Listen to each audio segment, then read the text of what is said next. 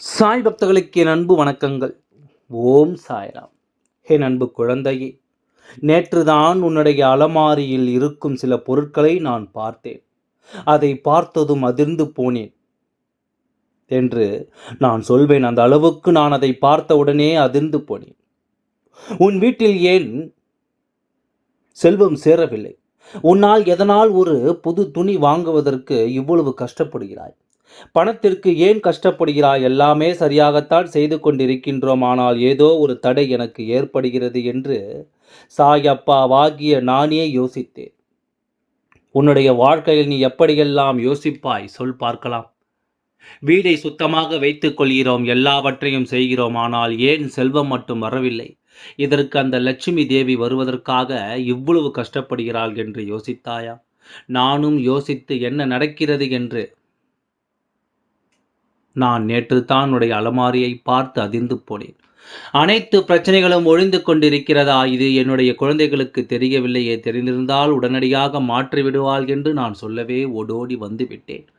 என் அன்பு குழந்தையே, எதுவாக இருந்தாலும் சரிதான், எந்த விஷயமாக இருந்தாலும் சரிதான், வீட்டில் இருக்க வேண்டிய பொருள் மட்டும்தான் இருக்க வேண்டும்.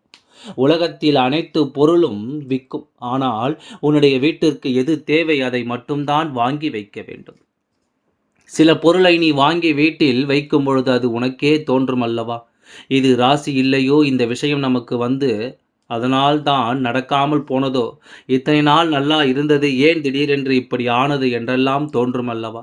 அப்பொழுது நீ என்ன செய்வாய்? அந்தந்த விஷயத்தை, அந்தந்த பொருளை மாற்றி வைப்பாய். அந்தந்த விஷயத்தை மாற்றி, இது உன்னுடைய மனசை பொறுத்து சிலர் கண்டு கொள்வார்கள், சிலர் கண்டு கொள்ள மாட்டார்கள். சிலர் அவர்கள் மனதிற்கு எப்படி இருக்க வேண்டும் என்று தோன்றுகிறதோ அப்படி இருக்கலாம். ஆனால் வீட்டில் சில குறைகள் இருக்கும்போது அதை நீ திருத்தி அமைத்து கொண்டாயானால், லட்சுமி தேவி வந்து உன்னுடைய அலமாரியில் பணத்தையும் வைரத்தையும் நகையையும் வைக்க இடம் வேண்டுமல்லவா? அந்த இடமெல்லாம் கொடுக்காமல் இருந்தால் எப்படி உன்னுடைய அலமாரியில் நகையும் பணமும் வைரமும் வைடூரியும் எப்படி இருக்கும்? அதனால்தான் சொல்கின்றேன், லட்சுமி தேவிக்கு கொஞ்சம் இடத்தை கொடு என்று. வாழ்க்கையில் நிறைய தவறுகளை செய்கிறீர்கள். இந்த விஷயம் வந்துவிட்டு, அந்த விஷயம் நடந்துவிட்டது, என்னை எப்படியாவது காப்பாற்றுங்கள் என்று என்னிடம் தானே வந்து நீங்கள் சொல்கிறீர்கள். அப்படி இருக்கும் பொழுது நான் தானே வந்து உன்னை காப்பாற்ற வேண்டும். காப்பாற்றுவேன், நிச்சயமாக காப்பாற்றுவேன். அது எந்த ஒரு சந்தேகமும் உனக்கு தேவையே இல்லை. நிச்சயமாக என்னுடைய குழந்தையை நான் காப்பாற்றி எல்லா பிரச்சனையிலும் இருந்து மீட்டு கொண்டு வருவேன். எப்பொழுதும் நான் உனக்கு அதற்காகத்தான் வந்தேன்.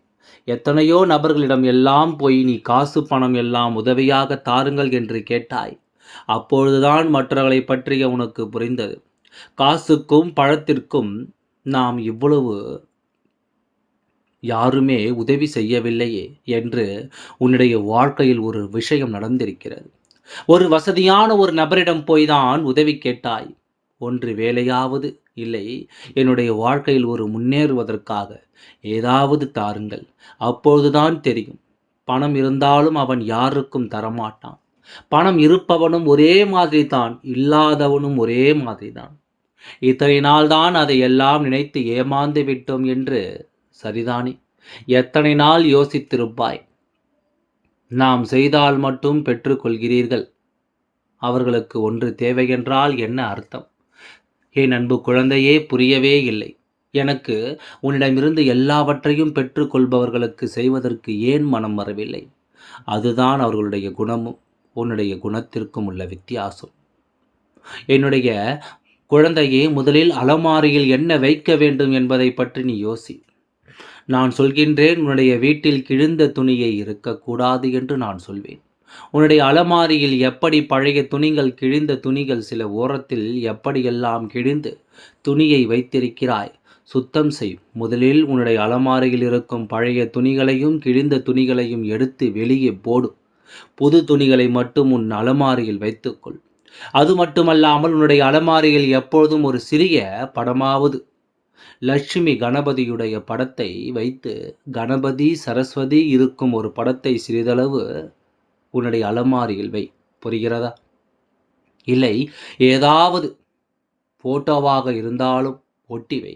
அதற்கு பிறகு தேவையில்லாமல் இந்த கடைக்கு போய்விட்டு வந்து அந்த பில்லை அந்த பில்களை எல்லாம் நீ பீரோவில் வைக்கக்கூடாது. உன்னுடைய அலமாரியில் வைக்கக்கூடாது. ஏனென்றால் அது செலவு செய்ததற்கான ஒரு காகிதம்.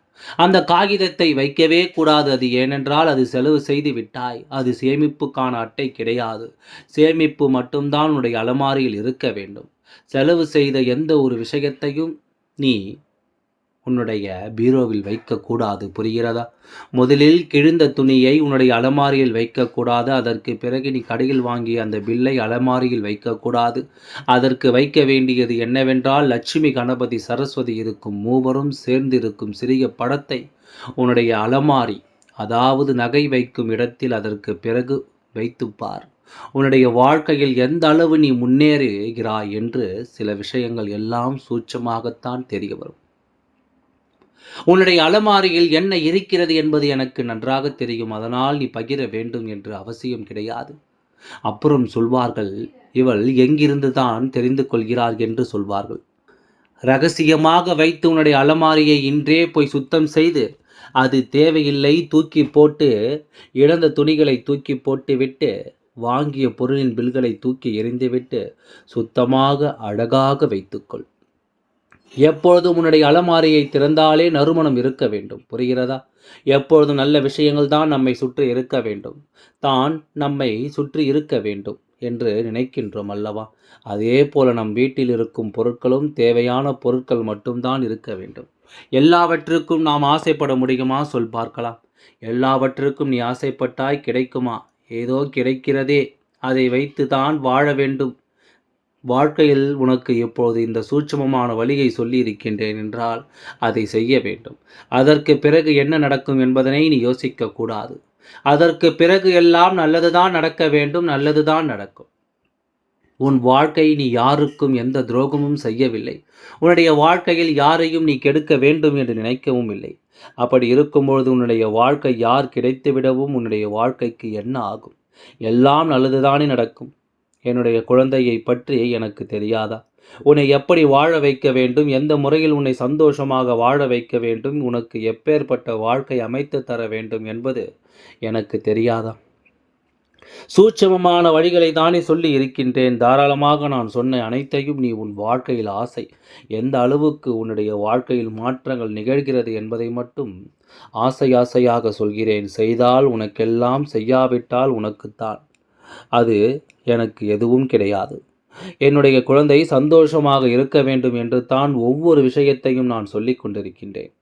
ஆனால் இதையுமே நீ அலட்சியம் செய்தாயானால் நான் ஒன்றுமே செய்ய முடியாது. வாழ்வில் எல்லாமே இனி நல்லதே நடக்கும் என்று நம்பிக்கையோடு இரு.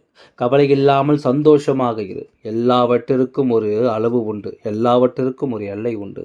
ஆகையால் நீ நினைத்தது நிச்சயமாக நிறைவேறியே தீரும். எதற்கும் கவலை கொள்ளாதே. ஓம் சாய்ராம். நன்றி. வணக்கம்.